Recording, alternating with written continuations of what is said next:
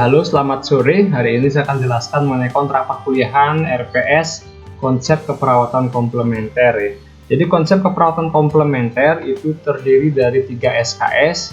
Itu satu SKS ada 70 menit yang artinya ya 50 menit tatap muka dikali 3 ya, kemudian 60 menit penugasan dikali 3, kemudian 60 menit dikali 3 belajar mandiri ya.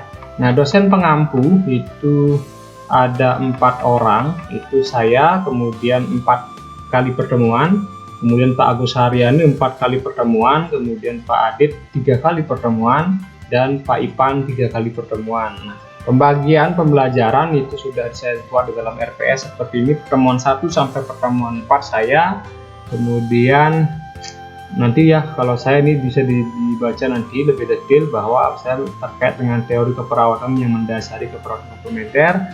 Kemudian setiap pertemuan ini ada tugas, jadi di sini ada deskripsi tugas, silakan dibaca, yaitu misalnya menyusun makalah yang memuat tentang teori keperawatan yang mendasari keperawatan komplementer. Tugas ini dibuat secara individu ya, jadi setiap mahasiswa membuat, nanti akan dikumpul, jadi ada Google Drive yang akan saya bagikan untuk dikumpul di sana ya.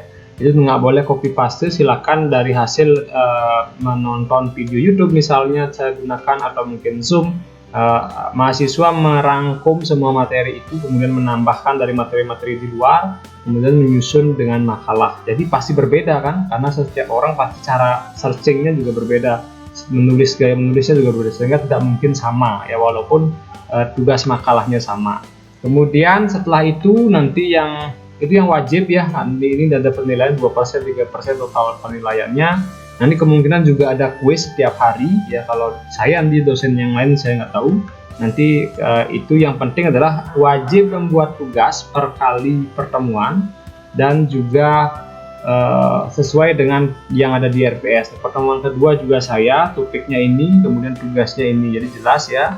Kemudian pertemuan ketiga juga dengan saya, ini topiknya, kemudian tugasnya juga ini. Pertemuan keempat dengan saya, topiknya ini, kemudian tugasnya ini ya. Jadi di sini jelas semua. Kemudian pertemuan kelima itu Pak Agus Haryani ya, pertemuan keenam juga Pak Agus Haryani. Topiknya tadi di sini semua sudah, kemudian juga ada tugasnya juga sudah dijelaskan di sini ya. Kemudian nanti pertemuan ketujuh itu kita ujian UTS maksudnya, itu nanti apakah offline atau online nanti akan dijelaskan di grup Telegram.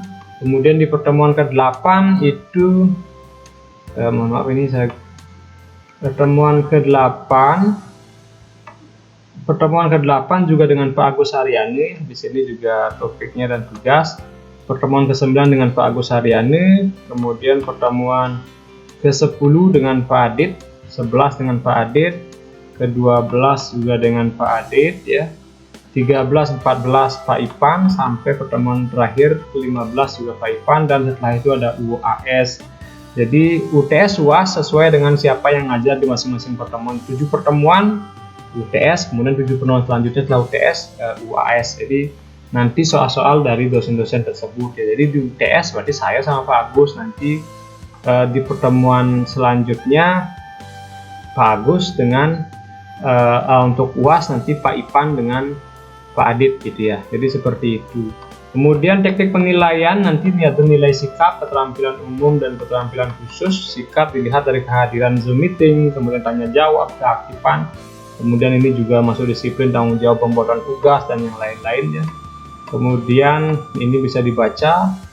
Kemudian nanti rubrik presentasi, kalau ada presentasi mungkin akan disuruh presentasi. Kemudian ada rubrik penilaian portofolio makalah presentasi. Nah, ini di rubrik untuk makalahnya seperti ini penilaiannya. Kemudian yang paling penting adalah evaluasi pembelajaran, itu sebagian besar 60% itu adalah UTS dan UAS ya. Jadi ujian 1, ujian 2, kemudian ini nggak ada praktikum ya. Jadi tugas, kemudian sikap itu juga 40%, totalnya 20 ya. Dan grade nilai seperti ini, jadi nggak ada perubahan dari semester sebelumnya. Kalau A 4 ya, B3, jadi saya harapkan semua dapat nilai B. Kalau dapat nilai C, saya akan informasikan di grup Telegram dan kalian bisa ikut remedi sampai dapat nilai B, jadi seperti itu. Ya, mungkin itu saja terkait dengan RPS komplementer ya. Nanti untuk buku-buku ada di daftar pustaka, silahkan kalian cari di buku ya.